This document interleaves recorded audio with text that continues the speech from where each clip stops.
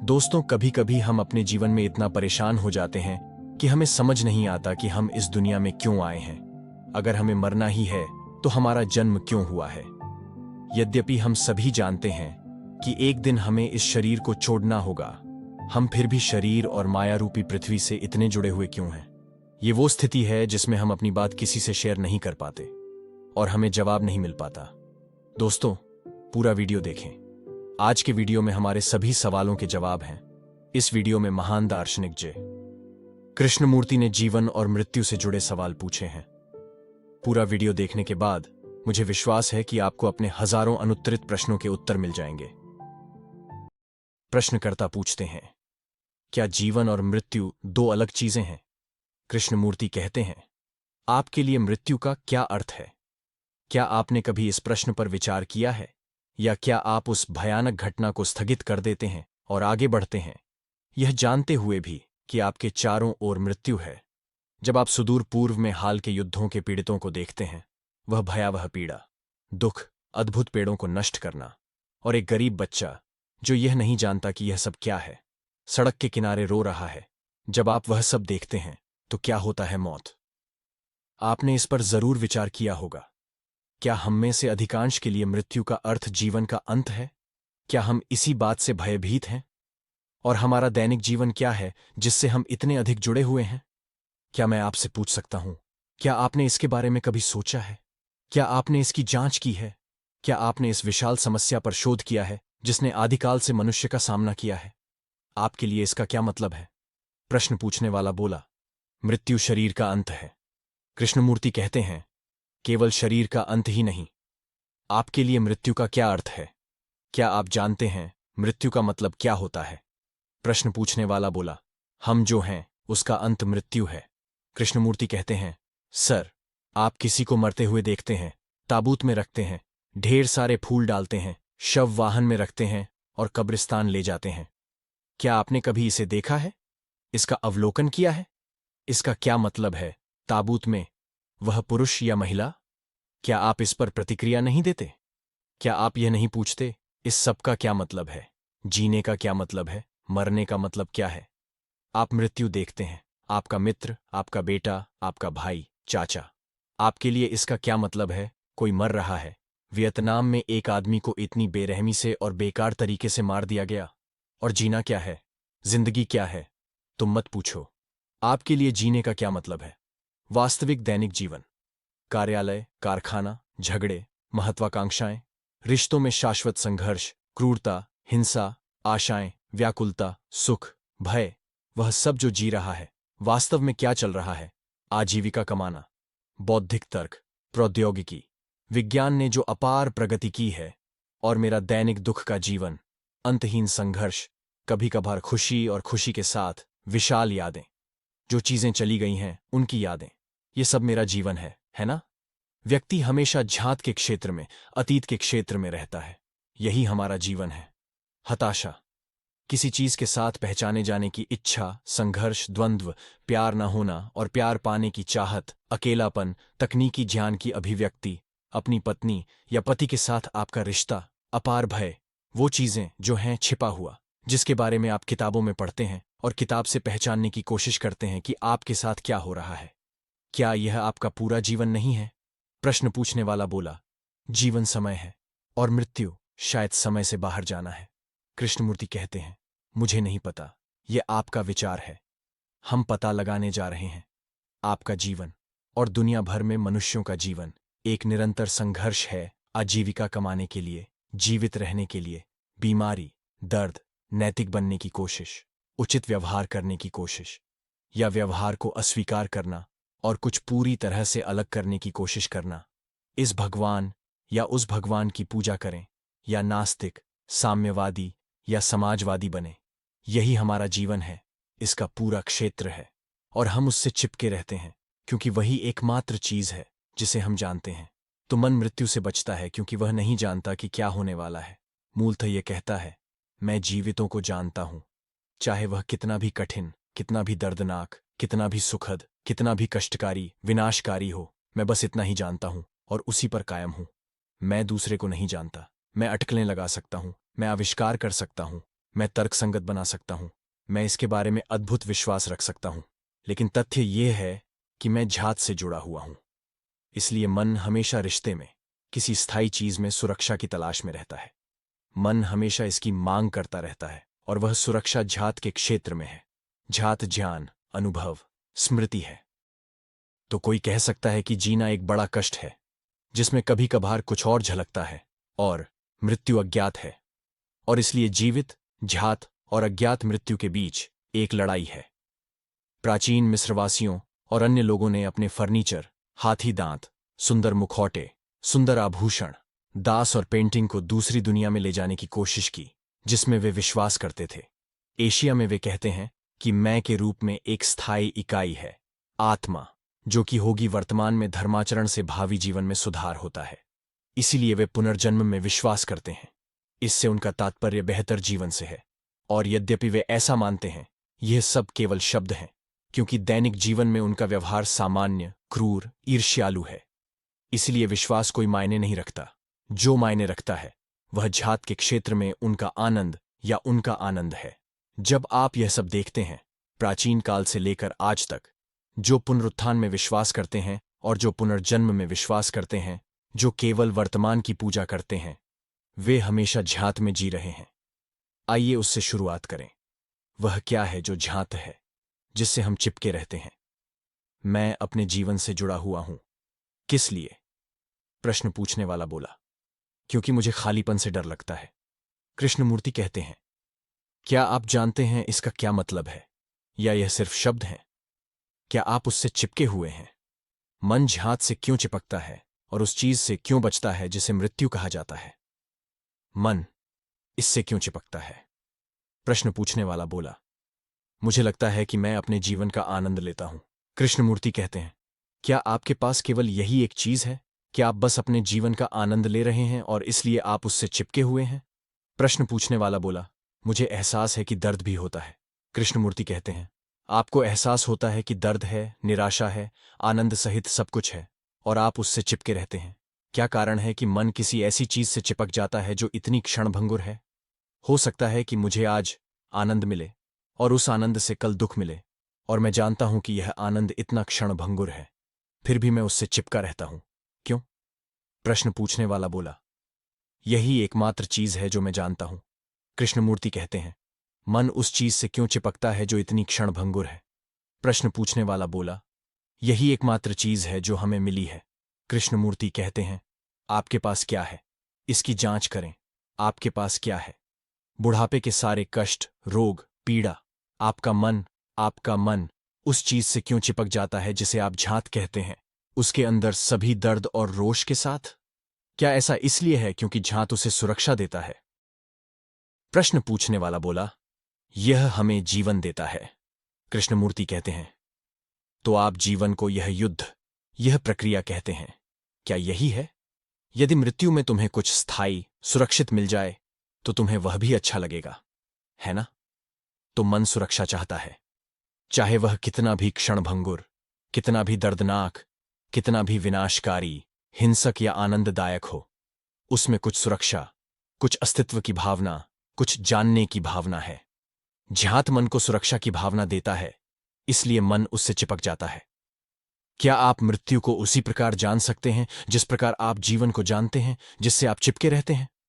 मैं जानता हूं कि जीना क्या है। मैंने इसे 30, 40, 80 वर्षों तक जिया है। मैं इसकी सामग्री को जानता हूं।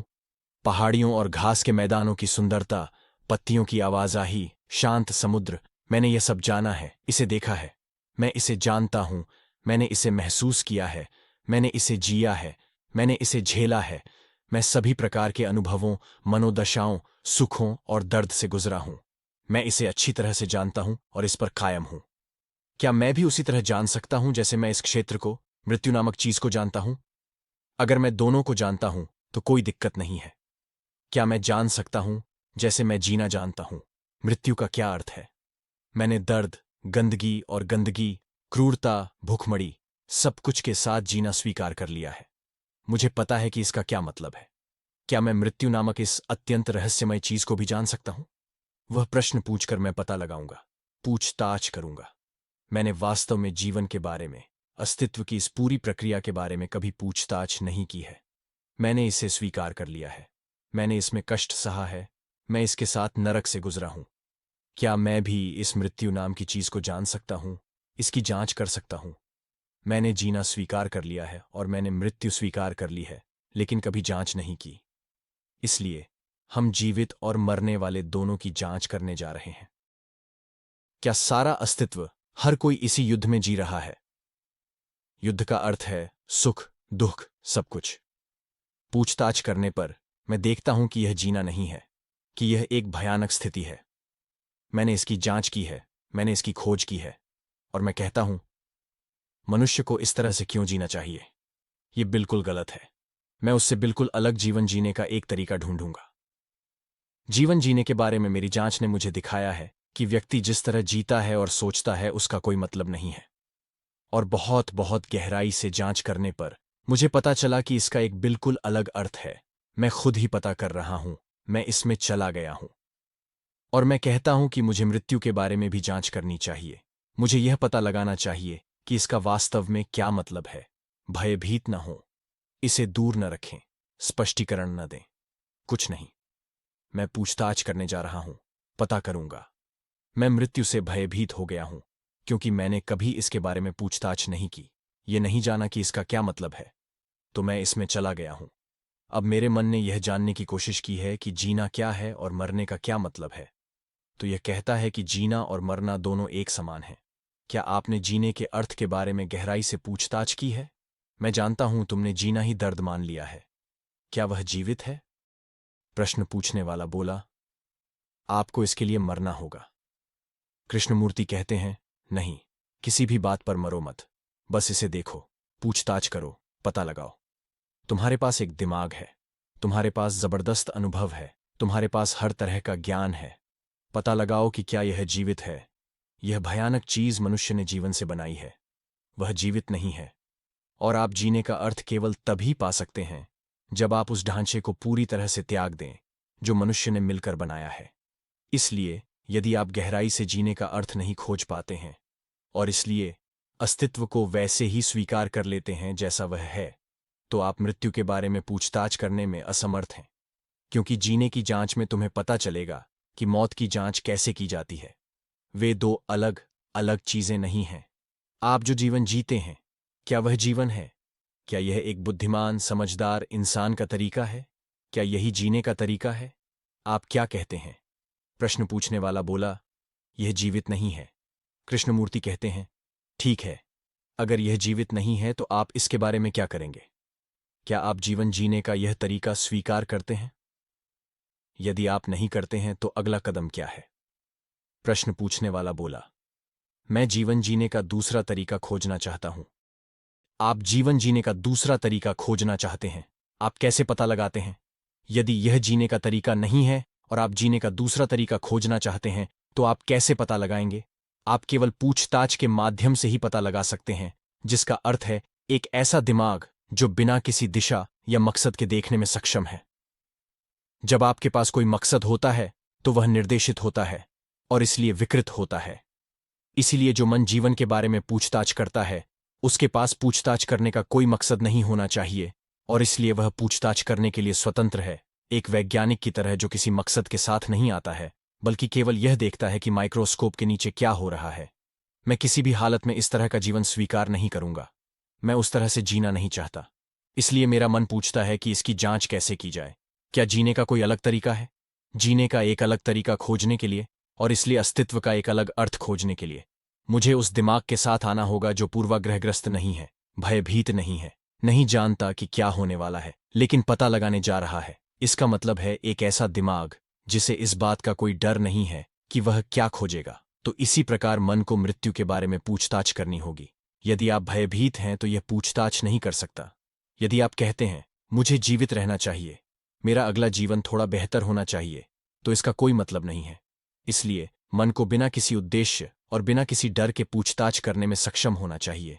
पूछताछ में यह प्राथमिक महत्व है, कोई मकसद नहीं और कोई डर नहीं। कृपया वक्ता जो बात कह रहा है उसे स्वीकार न करें। उसके पास कोई अधिकार नहीं है, वह आपका गुरु नहीं है, आप उनके अनुयायी नहीं हैं। हम पूछताछ कर रहे हैं। हम जिस तरह से जी रहे हैं उसका कोई मतलब नहीं है। और मैं यह जानना चाहता हूं कि अगर जीने का कोई अलग तरीका हो तो जीने का क्या मतलब है।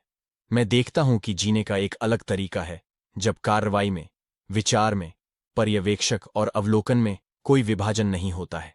मैं देखता हूं कि विचार ने दुनिया को वैसा बनाया है जैसा वह है, और मैं उस दुनिया का हिस्सा हूं और वह दुनिया मैं हूं। विचार जिम्मेदार है, इसलिए मैं अब विचार की जांच से चिंतित हूं। मुझे लगता है कि विचार आवश्यक है, अन्यथा मैं बोल नहीं सकता या कार नहीं चला सकता। किसी कारखाने या व्यवसाय में कार्य करने के लिए विचार आवश्यक है। मैंने जो ज्ञान अर्जित किया है उसके प्रयोग में विचार आवश्यक है। मैं देखता हूं कि उस क्षेत्र में विचार आवश्यक है, लेकिन मैं देखता हूं कि विचार अपनी छवि के साथ रिश्ते में पूरी तरह से अनावश्यक है। इसलिए क्या यह संभव है कि विचार एक निश्चित क्षेत्र में कार्य कर रहा हो और विचार संबंध में कार्य न कर रहा हो? क्योंकि विचार प्रेम नहीं है, तो मुझे कुछ मिल गया है। मुझे एक गहरा अर्थ मिल गया है। मुझे जीने का एक तरीका मिल गया है जहां विचार सामान्य रूप से, निष्पक्ष रूप से, तार्किक रूप से, समझदारी से कार्य करते हैं, और वहां कोई मनोवैज्ञानिक आंदोलन नहीं होता है। मनोवैज्ञानिक आंदोलन मैं के रूप में होता है जो विचार, शब्दों, अनुभव, ज्ञान द्वारा एक साथ रखा जाता है। तो मनोवैज्ञानिक इकाई नहीं है। मैं देखता हूं कि यही जीने का तरीका है। ज्ञान के क्षेत्र में मनोवैज्ञानिक तत्व को प्रक्षेपित किए बिना ज्ञान कुशलतापूर्वक कार्य करता है। जब तक मैं है तब तक युद्ध होता रहेगा। स्वयं को विचार द्वारा एक साथ रखा जाता है। शब्द, स्मरण और लगाव विचार का आधार हैं। इसलिए मुझे पता चला कि जीने का यही तरीका है, एक विचार के रूप में नहीं बल्कि एक वास्तविकता के रूप में। यदि आप इस तरह से जीते हैं, यदि आपने पूछताछ की है, गहराई से इसमें गए हैं, तो यह आपका है। तब हमारे बीच संबंध बनते हैं और तब वास्तविक मजा आता है। वास्तविक चीज पर चर्चा करना और बात करना बहुत आनंददायक होता है। उसी प्रकार मैं यह जानना चाहता हूं कि मृत्यु क्या है। मुझे नहीं पता इसका मतलब क्या है। मुझे पता है कि लोगों ने इसके बारे में क्या कहा है। मेरा बेटा मर गया, मेरी पत्नी, पति। मैंने आंसू बहाए हैं, अकेलापन महसूस किया है, दुख महसूस किया है, जीवन की बर्बादी का भयावह एहसास महसूस किया है। तो मैं ये पता लगाने जा रहा हूं कि मृत्यु का क्या अर्थ है। क्या मेरा दिमाग किसी ऐसी चीज के बारे में पूछताछ कर सकता है जिसे वह नहीं जानता? मुझे नहीं पता कि मौत का क्या मतलब है। मैंने मृत्यु को सबसे गरीब से लेकर सबसे प्रसिद्ध व्यक्ति तक, सबसे भोगी, मूर्ख, सतही आदमी से लेकर उस व्यक्ति तक, हर जीवन को छूते देखा है जो सोचता है कि वह बहुत गहरा है। मौत ने सब कुछ हुआ है, तो मैं पता लगाने जा रहा हूं। मेरा मन पूछता है, मृत्यु क्या है? मैं भयभीत नहीं हूं। पूछताछ में यही बुनियादी बात है, और बिना किसी डर के मुझे इस बारे में कोई विश्वास नहीं है कि मरने के बाद इकाई जीवित रहती है या नहीं। मैं मृत्यु से डरता है। मैं झात है। मैं फर्नीचर से, घर से, परिवार से, नाम से, देश से जुड़ा हुआ है, और वह मैं जब मृत्यु के बारे में पूछताछ करता है तो भयभीत हो जाता है, क्योंकि वह कहता है मेरा अंत हो सकता है। मुझे अपने शरीर के खत्म होने से कोई फर्क नहीं पड़ता, केवल मैं का आंतरिक भाव खत्म होता है। और इसलिए किसी ने इसे बहुत सारे नाम दिए हैं, आत्मा, आत्मा, और इसी तरह सभी को विचार द्वारा एक साथ रखा गया है। प्रश्न पूछने वाला बोला, मैं यह सब बौद्धिक रूप से देखता हूं, लेकिन डर मौजूद है। कृष्णमूर्ति कहते हैं, बस इतना ही। मैं इसे देखता हूं, लेकिन डर बना रहता है। इसका क्या मतलब है? जब आप कोई खतरा देखते हैं तो यह नहीं कहते, मुझे खतरा दिख रहा है, और खतरे के साथ आगे बढ़ते रहते हैं। क्या आप ऐसा करते हैं? जब आप कोई कथन सुनते हैं तो आप उसे एक विचार में अनुवादित करते हैं, जो हर कोई करता है, और फिर विचार और क्या है के बीच एक विभाजन होता है। यदि आप किसी विचार या निष्कर्ष के निर्माण के बिना सुन सकते हैं, तो केवल वही है जो है। क्या आप बिना निष्कर्ष निकाले सुन सकते हैं? प्रश्न पूछने वाला बोला, यह बहुत कठिन है। कृष्णमूर्ति कहते हैं, यह वास्तविक सक्रिय पूछताछ है। तो मन देखता है कि मैं स्थायी नहीं है, बल्कि क्षणिक विचार द्वारा एक साथ रखा गया है। मैं केवल शब्दों और यादों की एक श्रृंखला है, जिसका कोई सार या वास्तविकता नहीं है। तो अब मन भयभीत नहीं है, और वह यह जानने जा रहा है कि मृत्यु का क्या अर्थ है। मृत्यु का क्या अर्थ है? झात के प्रति मर रहे हैं? क्या होता है जब मन झात के प्रति नहीं मरता? झात अपनी संपूर्ण संरचना और अपने दुख के साथ मैं है। यदि मन उस झात के प्रति नहीं मरता तो वह एक धारा की तरह चलता रहता है। उस धारा में सभी मनुष्य फंसे हुए हैं। हम कभी नहीं कहते कि झांत का अंत होना चाहिए, लेकिन इसे स्वीकार करें। हम तथाकथित जीवन की उस धारा में फंस गए हैं जो जारी है क्योंकि मन ने कभी खुद को इससे बाहर नहीं निकाला है। तो माध्यमों के साथ एक सत्र में जब आपके पति या पत्नी या बच्चों की अभिव्यक्तियां होती हैं, तो यह उस धारा से होती है। जब तक आप उस जाल में, उस धारा में फंसे हैं, आप मर सकते हैं, लेकिन वह धारा संसार है और संसार आप हैं। इसलिए जब आप अपने बड़े भाई के मरने पर उससे संपर्क करते हैं, तो वह उसी धारा से होता है। जो उस धारा से मुक्त है, उसे कोई माध्यम कभी नहीं पकड़ सकता। मरने का क्या मतलब है? मैंने मौत देखी है, मुझे पता है मैं मर जाऊंगा, जीव मर जाएगा। इतने वर्षों तक नशीली दवाओं, शराब, भोगविलास, बीमारी के दुख, दर्द और अंत में नशीली दवाओं के माध्यम से दुरुपयोग किया गया। इसे कुछ वर्षों तक जीवित रखा जा सकता है, लेकिन मुझे पता है कि जीव मर जाएगा। क्या मन इसी बात से भयभीत है? क्या उसे फर्नीचर से अपनी पहचान खोने का डर है? फर्नीचर पत्नी या पति, किताब, तस्वीर, पैसा, वह सब कुछ है। तो मन पूछता है, मैं फर्नीचर से किस लिए जुड़ा हूं? मैं उसे एक शब्द, फर्नीचर का उपयोग, स्वामित्व, लगाव, आधिपत्य की संपूर्ण इच्छा को व्यक्त करने के लिए कर रहा हूं। मन किसी चीज से तादात्म्य स्थापित करने की इच्छा क्यों करता है? क्या इसलिए कि उसे किसी चीज में व्यस्त रहना है? घर पर कब्जा, सेक्स से, ज्ञान से, इससे कोई फर्क नहीं पड़ता कि वह क्या है, उस पर कब्जा होना ही है। क्योंकि अगर उस पर कब्जा नहीं है तो क्या होगा?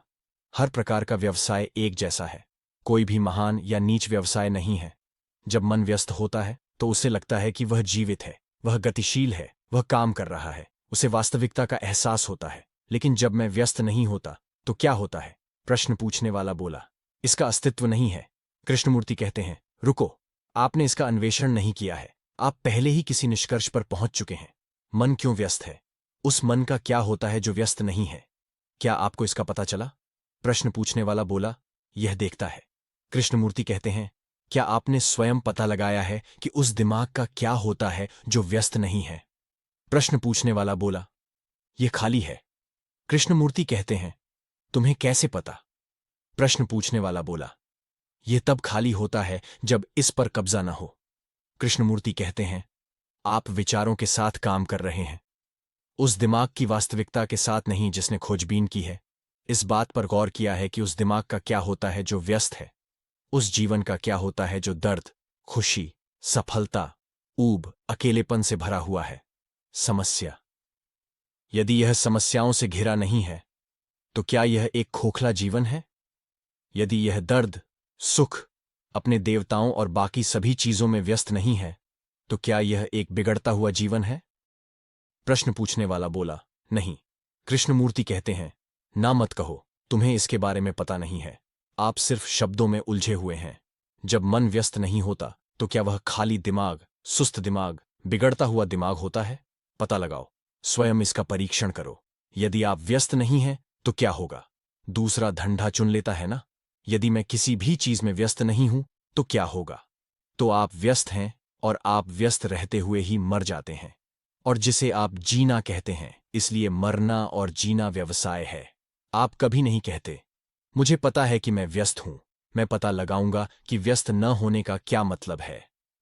आप व्यस्त हैं क्योंकि व्यवसाय मन की गतिविधियों में से एक है जो मैं है। व्यवसाय पहचान का एक रूप है और इससे मुझे यह एहसास होता है कि मैं जीवित हूं। मैं पूर्णतया सक्रिय है। अब मैंने उस पर दृष्टि डाली और देखा कि व्यवसाय कितनी भयानक चीज है। मैंने इसे देखा है, केवल इसे शब्दों में व्यक्त नहीं किया है। इसलिए उस मन का क्या होता है जो व्यस्त नहीं है? प्रश्न पूछने वाला बोला, शायद कुछ नया। कृष्णमूर्ति कहते हैं, सर, मुझे भूख लगी है और आप मुझे खाने के लिए बोल रहे हैं। मुझे आपके शब्द नहीं, भोजन चाहिए।